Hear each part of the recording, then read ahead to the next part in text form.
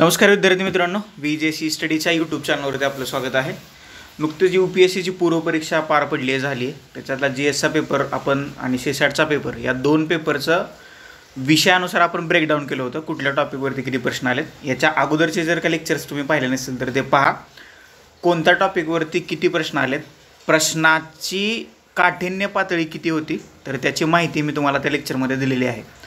हे आजचं जे पर्टिक्युलर लेक्चर आहे, तर या लेक्चरमध्ये आपण राज्यव्यवस्था म्हणजे इंडियन पॉलिटी आणि आंतरराष्ट्रीय संबंध म्हणजेच IR या दोन टॉपिकवरती जे प्रश्न आले होते, तर त्या प्रश्नांचं अचूक उत्तर आणि विश्लेषण करण्याचा प्रयत्न करणार आहोत। हे पूर्णपणे मराठीतून मी करतोय, म्हणजे सर्व जे प्रश्न होते हे 20-25 प्रश्न आहेत, 20पेक्षा जास्तच आहेत। तर या सर्व प्रश्नांचं मी मराठीत ट्रान्सलेशन केलेलं आहे आणि हे यूट्यूबवरचं पहिलं लेक्चर आहे की जे मराठीमध्ये असणार आहे। याची उत्तरं, याचं एक्सप्लेनेशन, ह्या दोन्ही गोष्टीसुद्धा मराठीतून उपलब्ध करून देतो आहे की जेणेकरून ज्यावेळेस तुम्ही राज्यसेवेचा किंवा इतर परीक्षांचा अभ्यास कराल तर UPSCच्या प्रश्नांचा पॅटर्न आणि MPSCच्या प्रश्नांचा पॅटर्न याची तुम्हाला तुलना करता येईल। त्याच्यामुळं मराठीमध्ये असल्यामुळं आणि सगळ्यात महत्त्वाची गोष्ट, ही जी PDF आहे तर ही PDF तुम्हाला VJC स्टडीच्या टेलिग्राम चॅनलवरती मी उपलब्ध करून देतो आहे। जर का टेलिग्राम चॅनल तुम्ही जॉईन केला नसेल तर डिस्क्रिप्शन बॉक्समध्ये टेलिग्राम चॅनलची लिंक दिलेली आहे। सर्वप्रथम तो टेलिग्राम चॅनल जॉईन करा, तिथं तुम्हाला ही PDF जी आहे तर ती मिळून जाईल। चला मग आपण 1 बाय 1 सुरुवात करूया। आजचा पहिला प्रश्न तुमच्या स्क्रीनवरती येतोय, IRचा हा प्रश्न आहे बघा। भारत हा आंतरराष्ट्रीय उत्तर दक्षिण वाहतूक corridor international north south traffic कॉरिडॉरचा संस्थापक सदस्यापैकी एक आहे। हा एक बहुआयामी वाहतूक कॉरिडॉर आहे जो काय करतो ते तुम्हाला सांगायचं आहे। भारत ते मध्य आशिया ते इराण मार्गे युरोपला जोडतो, भारत ते चीन मार्गे मध्य आशियाला जोडतो, भारत ते बांगलादेश आणि म्यानमार मार्गे आग्नेय आशियाला जोडतो, भारत ते अझरबैजान मार्गे युरोपला जोडतो। लक्षात ठेवा, इलिमिनेशन मेथड जे आहे तर इथं वापरता येते। चीन जे आहे तर तो उत्तर दक्षिणला कनेक्ट नाही करत, ओके, त्याच्यामुळं दुसरा पर्याय गेला। भारत ते बांगलादेश, बांगलादेश जो आहे तर तो आपल्या पूर्वेला आहे, उत्तर दक्षिणला कनेक्ट नाही करत, हा गेला। भारत ते अझरबैजान, आता अझरबैजानचं लोकेशन आपल्याला माहीतच नाही, लक्षात ठेवा, ओके। वरती आपल्या काय आहे, उत्तरेला काय आहे तर मध्य आशिया आहे आणि यांनी काय म्हटलंय, उत्तर दक्षिण कॉरिडॉर, तर याचं उत्तर आहे पर्याय क्रमांक A। हा जो कॉरिडॉर जो आहे international north south transport corridor INSTC, तर हा भारत ते मध्य आशिया ते युरोप आणि हा कॉरिडॉर जो आहे तर तो इराण मार्गे जातो, म्हणजे भारतातल्या मुंबईमधून हा सुरुवात होतो, नंतर इराणमधला बंदर अब्बासला जातो, नंतर मग अझरबैजान, रशिया आणि युरोप। पर्याय क्रमांक 1 जे आहे तर या प्रश्नाचं अचूक उत्तर आहे। हा एक मल्टी नोडल कॉरिडॉर आहे, याच्यामध्ये जहाज, रेल्वे, रस्ता असा हा प्रकल्प आहे। भारत ते इराण आणि इराणमधून मध्य आशिया आणि मध्य आशियातून हा कुठे जातो, रशिया, आणि रशियातनं पुन्हा युरोपमध्ये जाणारा हा कॉरिडॉर असल्याचं आपल्याला पाहायला मिळते। पर्याय क्रमांक 1 जे आहे या प्रश्नाचं अचूक उत्तर आहे। पुढचा प्रश्न पॉलिटीचा प्रश्न आहे, भारताच्या राष्ट्रपतींच्या माफीचा अधिकार, क्षमा करण्याचा जो राष्ट्रपतीचा अधिकार आहे तर त्याच्याबद्दल यांनी प्रश्न विचारला आहे। आर्टिकल नंबर 72 वरती हा प्रश्न आलेला आहे। याच्याबद्दलचं विश्लेषण जे आहे तर ते आपण घेतलेलं होतं। पहिला जो IRचा प्रश्न आहे तर तुमच्या स्क्रीनवरती IRचा प्रश्न आला होता, तर हा प्रश्न जो आहे तर आत्ताच नुकतंच मी बलुचिस्तानमधला क्रायसिस, ओके, आणि खैबर पख्तुनख्वामधला क्रायसिस, ह्या पाकिस्तानच्या 2 अंतर्गत भाग आहेत, तर त्याच्यातल्या क्रायसिसवरती एक व्हिडिओ बनवला होता, तर त्याच्यामध्ये मी याच्याबद्दल बोललो होतो। तो जर का तुम्ही व्हिडिओ पाहिला असेल तर हा या प्रश्नाचं उत्तर तुम्हाला यायला पाहिजे। म्हणजे आपल्यासाठी बलुचिस्तान वेगळा निघणं का महत्त्वाचं आहे, अफगाणिस्तानमध्ये तालिबान राजवट असून सुद्धा आपण अफगाणिस्तानच्या सोबत का जायला तयार आहे, तर त्या प्रश्नाचं उत्तर देताना मी तुम्हाला ह्या मध्य आशियाचा रेफरन्स दिला होता, उत्तर दक्षिण कॉरिडॉर, त्याच्याबद्दल आपण तिथं बोललेलो होतो। दुसरा प्रश्न आहे, भारताच्या राष्ट्रपतींच्या माफीच्या अधिकाराबाबतचा असणारा हा प्रश्न आहे। आर्टिकल नंबर 72 वरती हा प्रश्न आलेला आहे। राष्ट्रपतींच्या या अधिकाराचा वापर मर्यादित न्यायालयीन पुनर्विलोकनाच्या कक्षेत आणला जाऊ शकतो। थोडा वेळ हे विधान बाजूला ठेवा, बरोबर, ह्या विधानाबद्दल तुम्हाला काहीच माहीत नाही। बघा, राष्ट्रपती केंद्र सरकारच्या सल्ल्याशिवाय या अधिकाराचा वापर करू शकतात, नाही, हे विधान चुकीचं आहे। केंद्र सरकारने सल्ला दिल्याशिवाय राष्ट्रपती माफीच्या अधिकाराचा वापर करत नाहीत।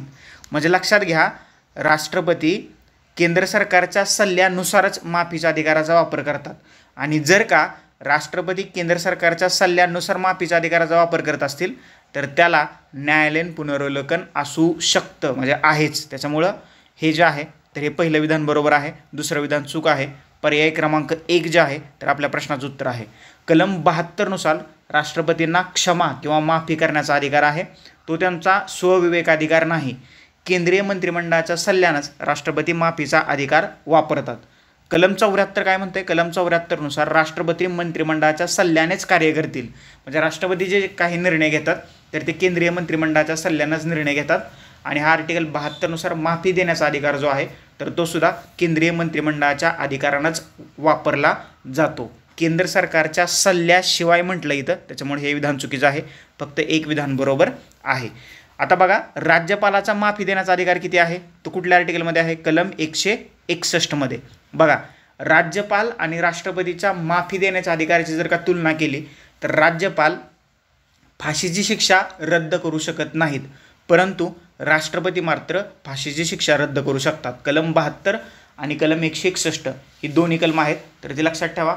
राज्यसेवेला याच्यावरती प्रश्न तुम्हाला विचारला जाऊ शकतो. That's it. पुढचा प्रश्न, खालील विधानं विचारात घ्या. तुम्हाला 3 विधानं दिलेत आणि त्याच्यातलं बरोबर असणारं विधान आपल्याला शोधायचं आहे. लोकसभेचं विसर्जन झाल्यानंतर सभापती नव्या लोकसभेच्या पहिल्या बैठकीपर्यंत आपलं पद सोडणार नाहीत. बरोबर आहे का? हे विधान बरोबर आहे. ज्यावेळेस एखाद्या कलम 94 नुसार विघटन झाल्यानंतर लगेच लोकसभेचे अध्यक्ष पद सोडत नाहीत. नवीन लोकसभे गठन होऊन त्याच्या पहिल्या बैठकीपर्यंत जुनेच लोकसभेचे अध्यक्ष लोकसभेचा कार्यकाल म्हणजे लोकसभेचे अध्यक्ष म्हणून किंवा पीठासीन अधिकारी म्हणून कार्य पार पाडत असतात. पहिलं विधान बरोबर आहे. दुसरं विधान बघा काय म्हणतंय. भारतीय संविधानाच्या तरतुदीनुसार सभापती म्हणून निवडून आल्यानंतर लोकसभेच्या सदस्य ताबडतोब आपल्या राजकीय पक्षाचा राजीनामा देईल. नाही, असं काही सांगितलेलं नाही आहे घटनेत, परंतु आत्ता अशी एक तरतूद करण्यात आलेली आहे, म्हणजे ती घटनेत करण्यात आलेली नाही. असा एक पॉईंट आहे की राजीनामा देतील, परंतु अजून एकाही लोकसभेच्या अध्यक्षांना सभापतीपदी निवड झाल्यानंतर आपल्या राजकीय पक्षाचा राजीनामा दिला नाही. परंतु राजकीय पक्षापासून ते थोडेसे लांब गेलेच आपल्याला दिसतात, कारण हे लोकसभेचे अध्यक्ष म्हणून काम पाहतात आणि तिथे सगळे पक्ष त्यांच्या दृष्टीनं इक्वल असतात. असा राज्यघटनेत कुठलीही तरतूद नाही आहे. दुसरं विधान जे आहे तर ते चुकीचं आहे. पहिलं विधान बरोबर आहे. आता बघा, तिसरं विधान बघा. लोकसभेच्या अध्यक्षांना सभागृहाच्या तत्कालीन सर्व सदस्यांच्या बहुमताने मंजूर झालेल्या ठरावाद्वारे त्यांच्या पदावरून काढून टाकता येतं, परंतु किमान 14 दिवसांची पूर्वसूचना दिल्याशिवाय कोणताही ठराव मांडता येणार नाही जोपर्यंत ठराव मांडण्याचा हेतू नाही. तर हे विधान बरोबर आहे. कलम 94 नुसार लोकसभेच्या सभापतींना त्याच सभागृहाच्या बहुमताने ठराव पारित करून म्हणजे त्या अधिकारावरून काढता येतं, परंतु त्याच्यासाठी ह्या सभापतींना 14 दिवसाची पूर्वसूचना द्यावी लागते. हे विधान बरोबर आहे. विधान 1 आणि 3 ही 2 विधानं बरोबर आहेत. असा पर्याय किती नंबरचा आहे? पर्याय क्रमांक C.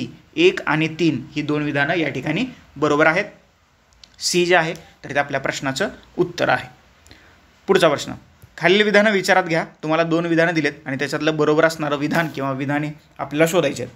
बघा, पहिला विधान बघा. जर लोकसभेचा सदस्य 10व्या अनुसूच्या अंतर्गत अपात्र ठरला आहे की नाही असा प्रश्न उद्भवला तर केंद्रीय मंत्रिमंडळाच्या मतानुसार राष्ट्रपतींचा निर्णय अंतिम राहील. लक्षात ठेवा, 10वी अनुसूची जी आहे तर ती पक्षांतर बंदीशी संबंधित असणाऱ्या अनुसूची जी आहे त्याच्याबद्दल म्हणजे पक्षांतर बंदीशी संबंधित तरतुदी याच्यामध्ये करण्यात आलेल्या आहेत.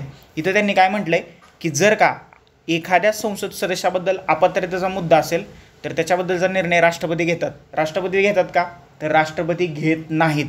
लोकसभेच्या बाबतीत तो निर्णय लोकसभेचे सभापती घेतात किंवा लोकसभेचे अध्यक्ष घेतात आणि बाबतीत तो निर्णय त्या सभागृहाचे प्रमुख राज्यसभा अध्यक्ष घेतात किंवा राज्यसभेचे सभापती घेतात. ही गोष्ट लक्षात ठेवा. म्हणजे सदस्य ज्या गृहाचा सदस्य आहे किंवा ज्या सदस्याला अपात्र ठरवण्यात आलेला आहे तो अपात्र सदस्य ज्या गृहाचा सदस्य आहे तर त्याच गृहाचे पीठासीन अधिकारी ज्यावेळेला ते पीठावरती असतात लोकसभेचे अध्यक्ष किंवा राज्यसभेचे अध्यक्ष त्याच्याबद्दल निर्णय घेतात. राष्ट्रपती निर्णय घेत नाहीत. त्याच्यामुळे पहिलं विधान चुकीचं आहे. दुसरं विधान काय म्हणते बघा. भारतीय संविधानात राजकीय पक्ष या शब्दाचा उल्लेख नाही असं म्हटलंय तर हे विधान चुकीचं आहे. संविधानात म्हटलंय 10वं परिशिष्ट आहे तर ते संविधानाचाच भाग आहे आणि या 10व्या परिशिष्टात राजकीय पक्षाचा उल्लेख आहे. त्याच्यामुळे दुसरं विधान सुद्धा चुकीचं आहे. पर्याय क्रमांक D 1 आणि 2 दोन्हीही विधानं बरोबर नाहीत. त्याच्यामुळे तुम्ही D ला गोल करणं गरजेचं होतं. That's it. हे आपल्या प्रश्नाचं उत्तर आहे. येते लक्षात. पुढचा प्रश्न, खालील विधानं विचारात घ्या. 2 विधानं तुम्हाला दिलेली आहेत आणि त्याच्यातलं बरोबर असणारं विधान आपल्याला बरोबर असणारा पर्याय शोधायचा आहे. बघा, विधान 1 काय म्हणते, भारतात राज्य सरकारांना त्यांच्या प्रदेशात असले तरी गौण खनिजाच्या उत्खननाच्या संदर्भात सवलती देण्यासाठी नियम बनवण्याचा अधिकार नाही. याच्यासाठी एक कायदा आहे, माइन्स अँड मिनरल्स ॲक्ट 1957. तर या 1957च्या कायद्यानुसार मायनर मिनरल जे आहेत, ओके, तर त्या मायनर मिनरल्सबद्दल हा विषय जो आहे तर तो राज्यसूचीतला विषय आहे आणि राज्यसूचीतल्या विषयाबद्दल कायदे करण्याचा अधिकार कोणाला असतो? राज्य सरकारला असतो. जर का तिथं केंद्र सरकारनं कायदा केला तर राज्य सरकारचा कायदा तिथं कमी गौण ठरतो आणि केंद्र सरकारचा कायदा लागू होतो. परंतु त्याच्याबद्दल कायदा करण्याचा अधिकार मात्र राज्य सरकारला आहे. त्याच्यामुळे पहिलं विधान चुकीचं आहे. दुसरं विधान काय म्हणते बघा, भारतात केंद्र सरकारला संबंधित कायद्यानुसार गौण खनिजे सूचित करण्याचा अधिकार आहे. जर का हे त्याच्याबद्दल कायदा करण्याचा अधिकार जर का राज्य सरकारला असेल तर केंद्र सरकार ते गौण खनिजे सूचित करू शकतं का? तर करू शकतं. That's it. मग दुसरं विधान बरोबर आहे. विधान 1 बरोबर नाही, परंतु विधान 2 जे आहे तर या ठिकाणी बरोबर आहे. डी जे आहे तर ते आपल्या प्रश्नाच्या या ठिकाणी बरोबर उत्तर आहे. पुढचा प्रश्न, PSR ऑप्शनलच्या आपल्या काही मेंटरशिप बॅचेस उपलब्ध आहेत. तर त्याच्यामध्ये जर का तुम्हाला मेन्सच्या दृष्टीने ॲडमिशन घ्यायचं असेल तर याच्यावरती मला फोन करा. PSR optional mains GS paper 2 त्याचं आन्सर रायटिंग आणि त्याचं पर्सनल मेंटरशिप आणि essay रायटिंग याचं पर्सनल मेंटरशिप बॅच आहे. ह्या सर्व बॅचेसची माहिती जर का तुम्हाला हवी असेल आणि त्या बॅचमध्ये तुम्हाला सहभागी व्हायचं असेल तर या नंबरवरती तुम्ही मला कॉल करू शकता. पुढचा प्रश्न, भारतीय राज्यव्यवस्थेच्या संदर्भात खालील विधानं विचारात घ्या. तुम्हाला 3 विधानं दिलेत आणि त्याच्यापैकी तुम्हाला बरोबर असणारं विधान शोधायचं आहे. अध्यादेश कोणत्याही केंद्रीय कायद्यात सुधारणा करू शकतो. बरोबर आहे का? तर बरोबर आहे. बघा, कलम 123 नुसार भारताच्या राष्ट्रपतीला अध्यादेश काढण्याचा अधिकार आहे आणि कलम 213 नुसार राज्याच्या राज्यपालाला अध्यादेश काढण्याचा अधिकार आहे. अध्यादेश कधी काढला जातो? संसदेची दोन्ही सभागृह जर का त्यांचं अधिवेशन सुरू नसेल तर अध्यादेश काढला जातो आणि राज्याच्या बाबतीत राज्य विधिमंडळाचे दोन्ही सभागृह किंवा जिथं विधानसभा आहे तिथली विधानसभा जर का सत्रात नसेल तर राज्यपालाला अध्यादेश काढण्याचा अधिकार आहे. ओके, केंद्रीय कायद्यात बदल करता येतो का? तर येतो. अध्यादेश मूलभूत अधिकार कमी करू शकतं का? तर नाही. लक्षात ठेवा, घटना दुरुस्ती आणि मूलभूत अधिकारामध्ये जर का बदल करायचा असेल तर अध्यादेश काढता येत नाही. ओके, आलं लक्षात? समजलं? That's it. ओके, ही सगळ्यात महत्त्वाची गोष्ट आहे. म्हणजे कलम 13(2) नुसार फंडामेंटल राईट्स किंवा मूलभूत अधिकार कमी करणारं राज्य कायदा करू शकत नाही आणि जर का राज्यसंस्थेनं असा कायदा केला तर तो कायदा शून्यवत होईल अशी तरतूद कलम 13 मध्ये करण्यात आलेली आहे. That's it. हे 2 बरोबर, 2 चुकीचं आहे. अध्यादेश मागील तारखेपासून लागू केला जाऊ शकतो. हे विधान बरोबर आहे. जसा एखादा कायदा मागील तारखेपासून लागू केला जातो तसाच एखादा अध्यादेश ऑर्डिनन्ससुद्धा मागील तारखेपासून लागू केला जाऊ शकतो. मग एखादा अध्यादेश पुढे त्याला मान्यता मिळाल्यानंतर कायद्यात रूपांतर होतं. त्याच्यामुळं कायदा जसा मागील तारखेपासून लागू केला जाऊ शकतो तसाच अध्यादेशसुद्धा मागील तारखेपासून लागू केला जाऊ शकतो. तर याचं उत्तर आहे सी. 1 आणि 3 हे 2 पर्याय आहेत तर ते बरोबर आहेत. दुसरं विधान जे आहे या ठिकाणी आपल्याला चुकीचं असल्याचं दिसतंय. That's it. पुढचा प्रश्न, खालील जोड्या विचारात घ्या आणि बरोबरात जुळणाऱ्या जोड्या ज्या आहेत तर त्या आपल्याला शोधायच्या आहेत. ओके, बघा इथं राज्याचं नाव दिलं आहे आणि त्याच्यापुढे त्याचा वर्णन दिलं आहे. पहिला आहे अरुणाचल प्रदेश. राजधानीचं नाव एका किल्ल्यावरून ठेवण्यात आलं आहे आणि राज्यात 2 राष्ट्रीय उद्यानं आहेत. अरुणाचल प्रदेशच्या राजधानीचं नाव आहे इटानगर आणि त्याच्यामध्ये 2 राष्ट्रीय हे आहेत उद्यान आहेत. पहिल्याचं नाव आहे नामदफा आणि दुसऱ्याचं नाव आहे मौलिंग. तर पहिलं विधान बरोबर आहे. दुसरं आहे नागालँड. हे राज्य घटना दुरुस्ती कायद्याच्या आधारे अस्तित्वात आलं. बघा, 13व्या घटना दुरुस्तीनं ह्या नागालँडची निर्मिती झाली आणि भारताचं 16वं राज्य बनलं 1 डिसेंबर 1963 रोजी. त्याच्यामुळे दुसरं सुद्धा विधान बरोबर आहे. तिसरं बघा, त्रिपुरा. सुरुवातीला भाग ग राज्य म्हणून ओळखलं जाणारे हे राज्य 1956 मध्ये राज्यांची पुनर्रचना झाल्यानंतर केंद्रशासित प्रदेश बनलं आणि नंतर पूर्ण राज्याचा दर्जा बहाल केला. तर राज्य पुनर्रचना कायदा 1972 नुसार ह्या त्रिपुराला पूर्ण राज्याचा दर्जा देण्यात आलेला आहे.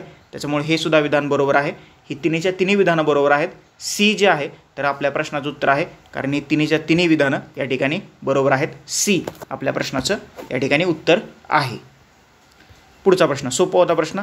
भारताच्या संदर्भात खालील गोष्टींचा विचार करा आणि त्यांनी काय म्हटलंय, भारताच्या संविधानातील तरतुदीनुसार वरीलपैकी किती संस्था स्थापन करण्यात आलेल्या आहेत. बघा, आंतरराज्य परिषद कलम 263 म्हणजे एक तर बरोबर आहे. राष्ट्रीय सुरक्षा परिषद याच्याबद्दल कलम आहे का घटनेत कुठलंही, तर कलम नाही. ती नॉन कॉन्स्टिट्युशनल बॉडी आहे, ती एक्झिक्युटिव्ह बॉडी आहे. एक्झिक्युटिव्ह बॉडी म्हणजे काय, 1998 कार्यकारी मंडळाच्या निर्णयानुसार ह्या नॅशनल सिक्युरिटी काउन्सिलची स्थापना करण्यात आली होती. त्याच्यामुळे 2 तर काय येणार नाही आहे, घटनेत त्याचा उल्लेख नाही आहे. तिसरं, विभागीय परिषदा, त्याला इंग्लिशमध्ये झोनल काउन्सिल असं म्हणतो. राज्य पुनर्रचना कायदा 1956 त्याची स्थापना करण्यात आली आहे. ह्या झोनल काउन्सिल किंवा विभागीय परिषदेचे अध्यक्ष कोण असतं, केंद्रीय गृहमंत्री, हे लक्षात ठेवा. त्याच्यामुळं तिसरंसुद्धा चुकलं, फक्त एक बरोबर आहे. तर पर्याय क्रमांक ए ह्या प्रश्नाचं या ठिकाणी अचूक उत्तर आहे. फक्त कारण आंतरराज्य परिषद इंटरस्टेट काउन्सिल जी आहे, तर कलम 263 फक्त त्याचा उल्लेख आहे. बाकीच्या 2 गोष्टीचा उल्लेख भारताच्या राज्यघटनेमध्ये करण्यात आलेला नाही. That's it. समजलं, आलं लक्षात. पुढचा प्रश्न, खालील विधानं विचारात घ्या. तुम्हाला 2 विधानं दिलेली आहेत आणि त्याच्यातलं बरोबर असणारं विधान जे आहे तर ते आपल्याला शोधायचं आहे. भारतीय संविधानात स्पष्टपणे नमूद केलं आहे की काही विशिष्ट क्षेत्रात राज्याचे राज्यपाल स्वतःच्या विवेकबुद्धीने काम करतात. असं संविधानात नमूद केलेलं नाही, हे लक्षात ठेवा. पहिलं विधान चुकलं आहे. That's it. भारताचे राष्ट्रपती स्वतःच्या मर्जीनं राज्य विधिमंडळानं मंजूर केलेलं विधेयक संबंधित राज्याच्या राज्यपालाने पुढे पाठवल्याशिवाय स्वतःच्या विचारात राखून ठेवू शकतात. अशी कुठलीही तरतूद भारताच्या राष्ट्रपतीबद्दल करण्यात आलेली नाही आहे.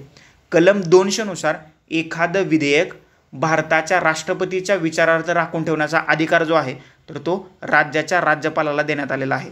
ओके, राज्यपालाबद्दल आपण एक लेक्चर घेतलं होतं, 2 लेक्चर ॲक्च्युअली राज्यपालाबद्दल आपण घेतलेले आहेत आणि मी सांगितलं होतं यावर्षी UPSC आणि इव्हन MPSCच्या दृष्टीनं सुद्धा राज्यपाल जो आहे तर तो एक हॉट टॉपिक आहे.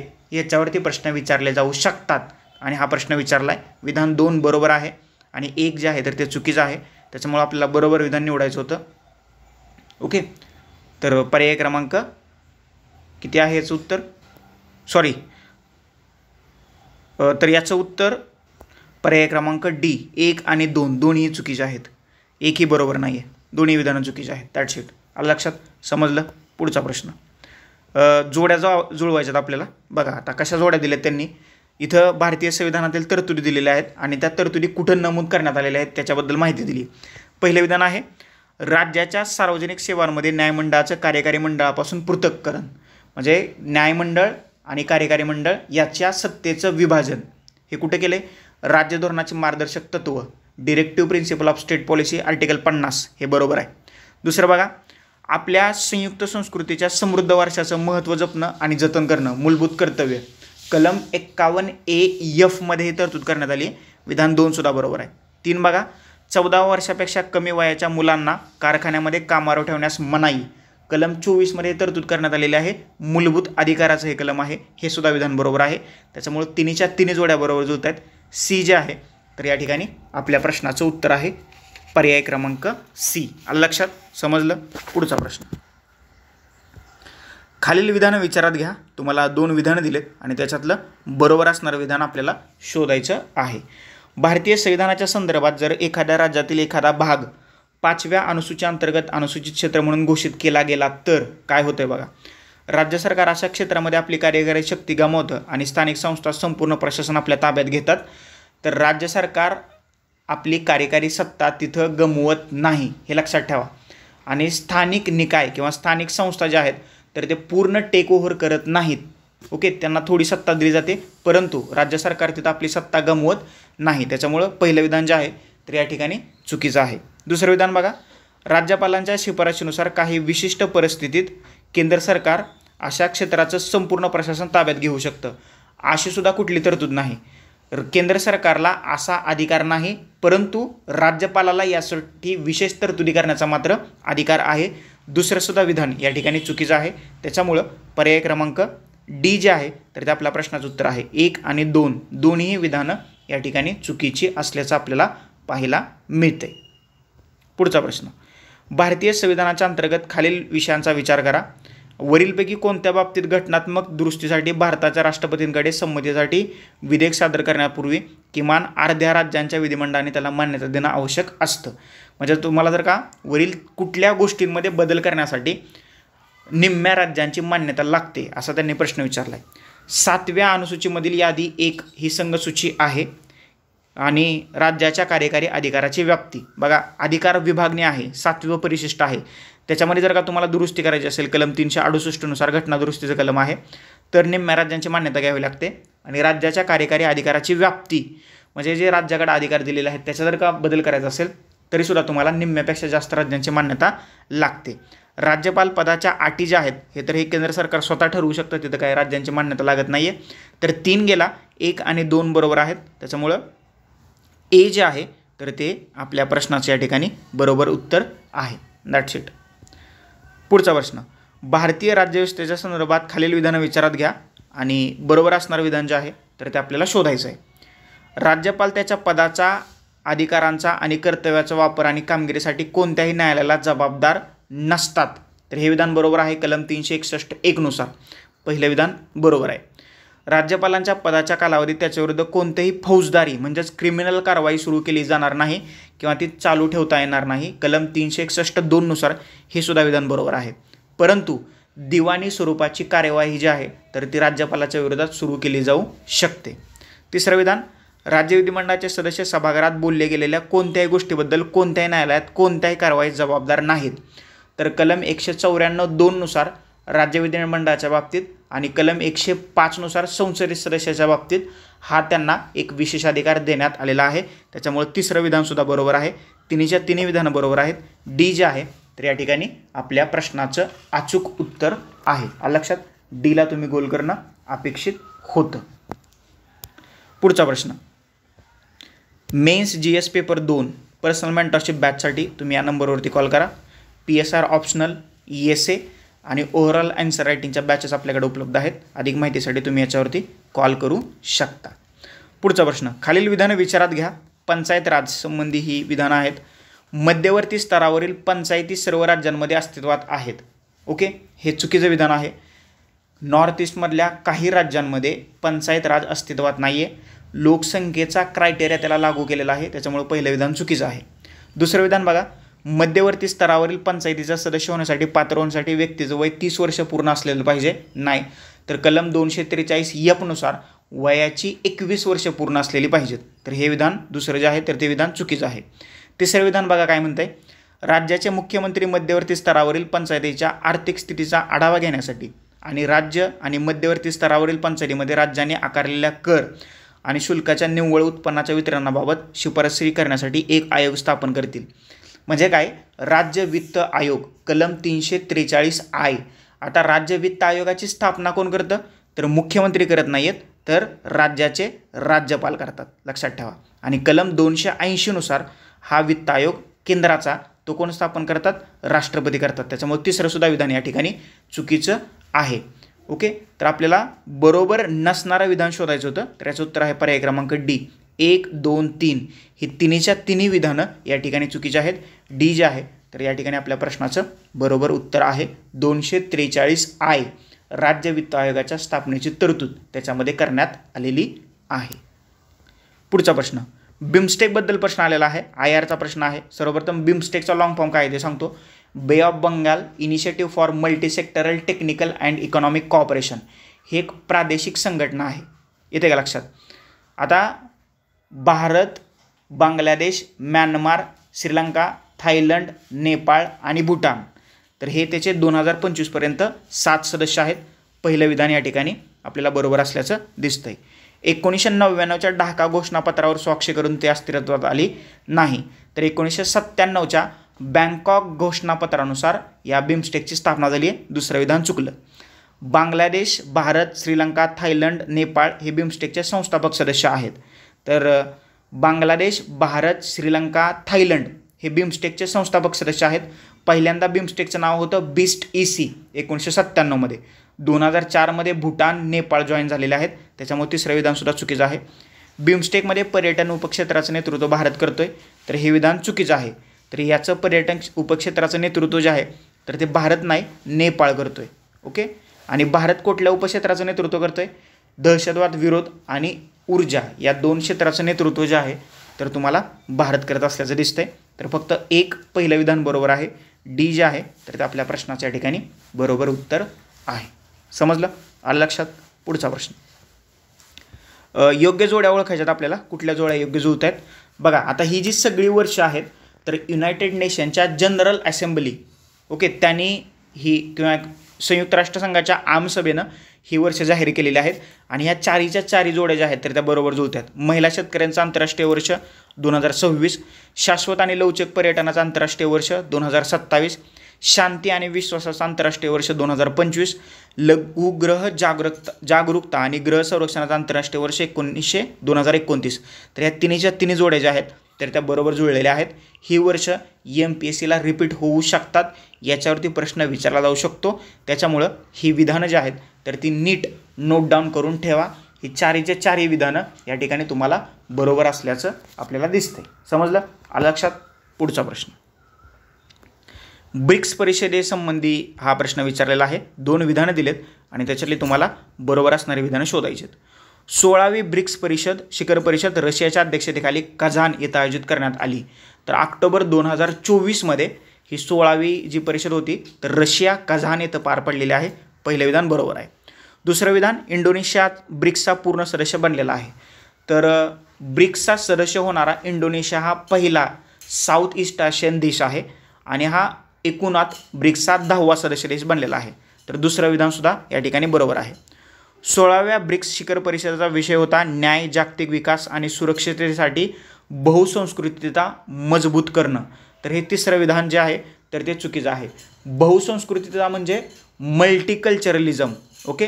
हा शब्द फक्त त्यांनी चुकीचा वापरला इथं, तर तो होता मल्टीलॅटरलिझम. फक्त एका शब्दात बदल केला आहे, त्याच्यामुळे तिसरं विधान जे आहे या ठिकाणी चुकीचं आहे. 1 आणि 2 ही 2 विधानं बरोबर आहेत. पर्याय क्रमांक ए जे आहे तर ते आपल्या प्रश्नाचं अचूक उत्तर आहे. That's it. आलं लक्षात? समजलं?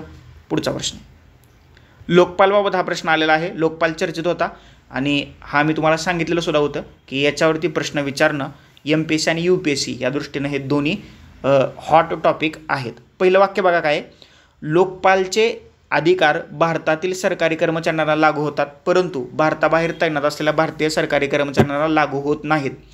ज्यावेळेस 2013च्या कायद्यात ही जी तरतूद होती तर ही तरतूद बरोबर होती, परंतु 2016ला दुरुस्ती करून लोकपालचे अधिकार भारतात तैनात असणाऱ्या आणि भारताबाहेर तैनात असणाऱ्या सर्व अधिकाऱ्यांना लागू आहेत. त्याच्यामुळं पहिलं विधान या ठिकाणी चुकतं आहे. दुसरं विधान बघा, लोकपालाचा अध्यक्ष किंवा सदस्य कोणत्याही राज्याचा किंवा केंद्रशासित प्रदेशाच्या संसदेचा सदस्य किंवा विधिमंडळाचा सदस्य नसावा. केवळ भारताचे मुख्य न्यायाधीश, मग ते विद्यमान असोत किंवा निवृत्त असोत, तेच अध्यक्ष असावेत. तर हे सुद्धा विधान चुकीचं आहे. भारताचे मुख्य न्यायाधीश ते निवृत्त आजी किंवा माजी याचे अध्यक्ष होऊ शकतात. त्याच्याशिवाय ज्याला कायद्याचं ज्ञान आहे असा सुद्धा व्यक्ती लोकपालचा अध्यक्ष होऊ शकतो. त्याच्यामुळे दुसरं विधान या ठिकाणी चुकीचं आहे. अध्यक्ष किंवा सदस्य म्हणून पदभार स्वीकारण्याच्या तारखेला 45 वर्षापेक्षा कमी वयाचा व्यक्ती नसावा. हे सुद्धा बरोबर आहे. म्हणजे ज्याने वयाची 45 वर्ष पूर्ण केलेली आहे तर असाच व्यक्ती लोकपालचा अध्यक्ष होऊ शकतो. तिसरं विधान बरोबर आहे. चौथं विधान बघा काय म्हणते, भारताच्या विद्यमान पंतप्रधानावरील भ्रष्टाचाराच्या आरोपाची लोकपाल चौकशी करू शकत नाही. तर हे विधान चुकीचं आहे. भारताच्या पंतप्रधानावरील भ्रष्टाचाराच्या आरोपाची चौकशीसुद्धा लोकपाल करू शकतो. तर या ठिकाणी फक्त तिसरं विधान बरोबर आहे. पर्याय क्रमांक ए जे आहे या ठिकाणी आपल्या प्रश्नाचं उत्तर आहे. लोकपाल चर्चेचा विषय आहे, त्याच्याबद्दल तुम्हाला प्रश्न विचारला जाऊ शकतो. ओके, आलं लक्षात? समजलं? पुढचा प्रश्न